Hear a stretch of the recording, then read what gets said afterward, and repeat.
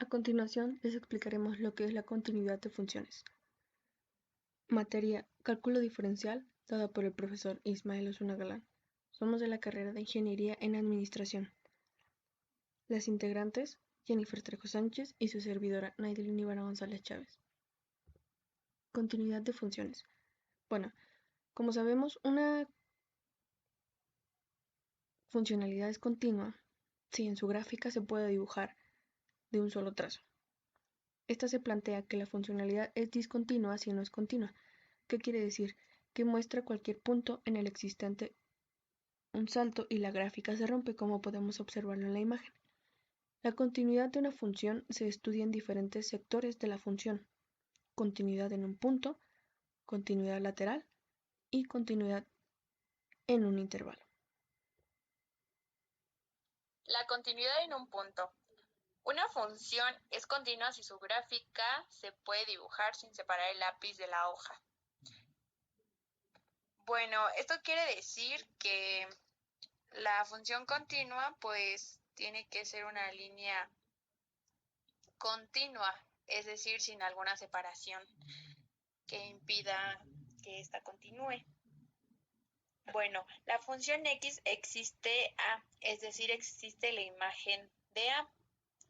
Bueno, como aquí se ve, existe f de a, que es el límite de f en un punto x igual a a. Es límite de f de x, es decir, el límite de la función, que la imagen de a y el límite de la función en a coinciden. Y en caso de que un punto x, a, no se cumpla alguna de las tres condiciones, se dice que la función es discontinua. Continuidad lateral. Bueno, la continuidad lateral de una función f se dice que estudia si ésta es continua en los laterales de un punto x igual a a. Por lo tanto, se estudia la continuidad lateral de izquierda o derecha, como podemos observarlo en la imagen. La continuidad lateral por la izquierda es una función f es continua por la izquierda. Un ejemplo sería f de a es igual al límite de f de x. Es decir, si la función se aproxima por el lateral de la derecha a la imagen de a, como también podemos observarlo en la siguiente imagen. Continuidad lateral por la derecha. Una función f es continua por la derecha. Otro ejemplo sería f de a es igual al límite de f de x. Pero como podríamos darnos cuenta, en la parte de aquí abajo viene que x es igual, de a es positiva. Es decir, si la función se aproxima por el lateral de la derecha a la imagen de a, como también podemos observarlo en la imagen. Ahora explicaré la continuidad en un intervalo.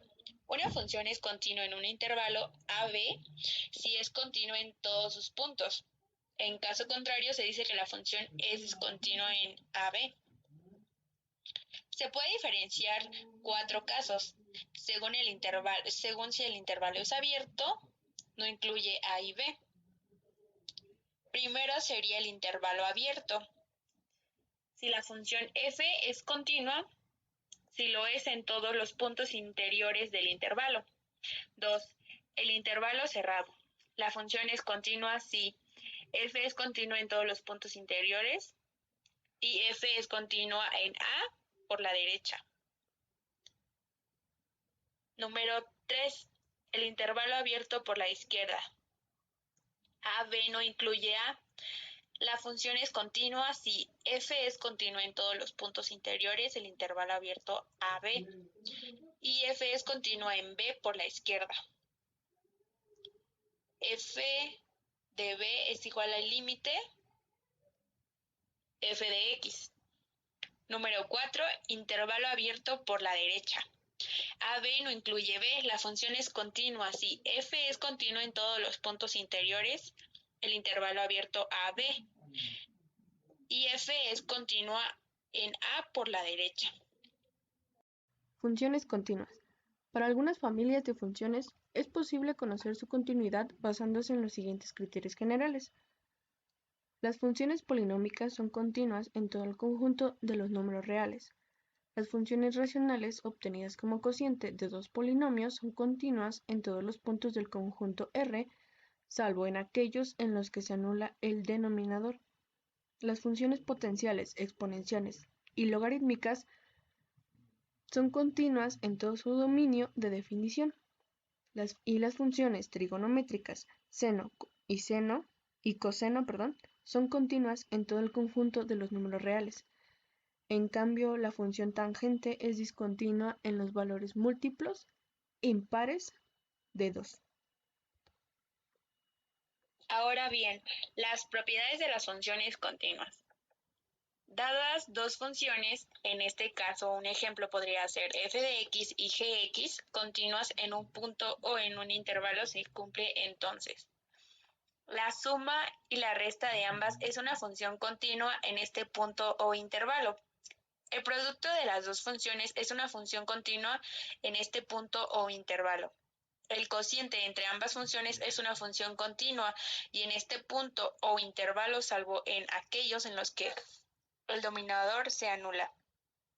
Si f de x es continua en A y gx es continua en fa, entonces la composición de funciones gf x es también continua en A. Discontinuidades evitables.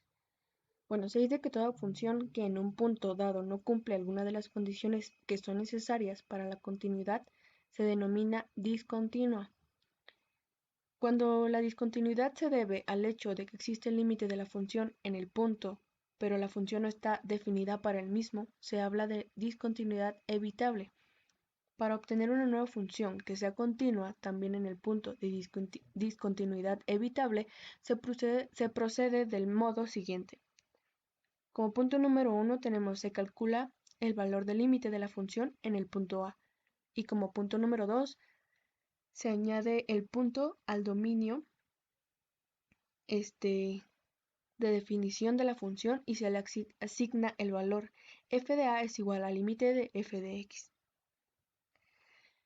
En esta imagen podemos ver que la discontinuidad se evita añadiendo a la función el punto 2 y 4, es decir, f de x es igual a f de x y lo que le sigue aquí. La función f de x presenta una discontinuidad evitable en el punto x igual a 2. F de x sería continua en R. Por último, discontinuidades no evitables. Existen otros tipos de discontinuidades que no pueden resolverse, por lo que se llaman discontinuidades no evitables. Y estas se clasifican en discontinuidades de salto, cuando existen ambos límites laterales, por la derecha y por la izquierda, pero no coinciden. Discontinuidades asintónicas, cuando el límite es infinito. Discontinuidades por el dominio de definición, cuando existe el límite y la función está definida en un punto, pero ambos valores no coinciden. En este sentido genérico se llama discontinuidad de segunda especie a la que no tiene lugar cuando uno de los límites laterales es finito y el otro es infinito o no existe. Y bueno, por último, estas son las fuentes que fueron consultadas para poder llevar a cabo nuestro trabajo de investigación. Y eso es todo. Muchas gracias.